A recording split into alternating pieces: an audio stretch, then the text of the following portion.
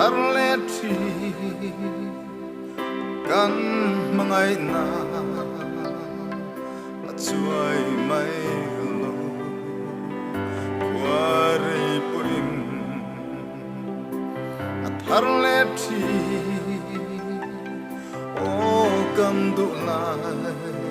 zamwal miliam sangi ni om lo Aral mai lo isak ruang le nim lai ni te ram no tua lakan len hun chua le nu choni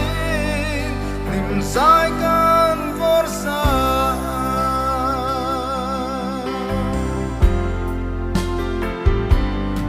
Harleti lim lai ni te run hun len sa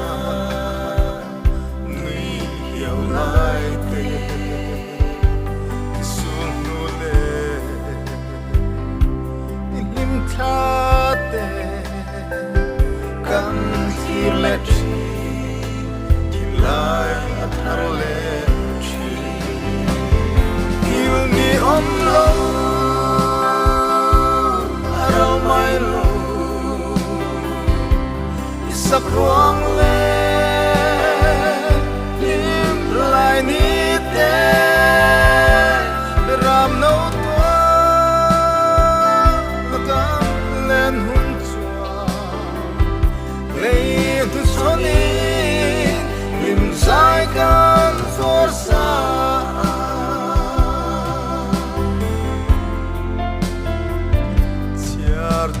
Mahar zir thia mahar lung ngai na sa thim le ni te ka sing nun chuang twar thiam lo ma sel pan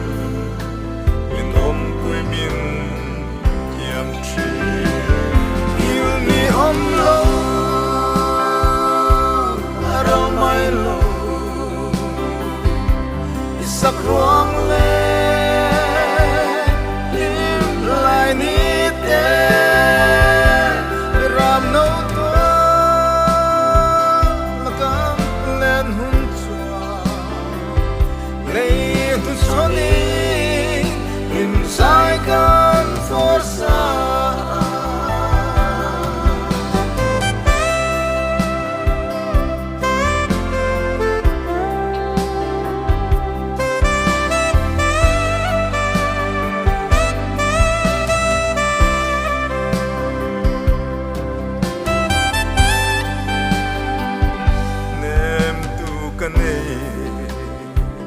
nun na Krista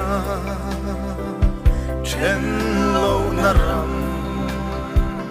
min buat sai tu Jerusalem tharanwa machua chen na reng a to ngai lo fam ni om lo aral mai lo isak ruang le lim lai ni te ram no tua lakam len hun chua le tu choni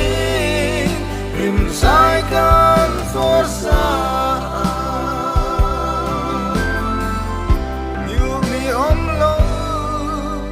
and low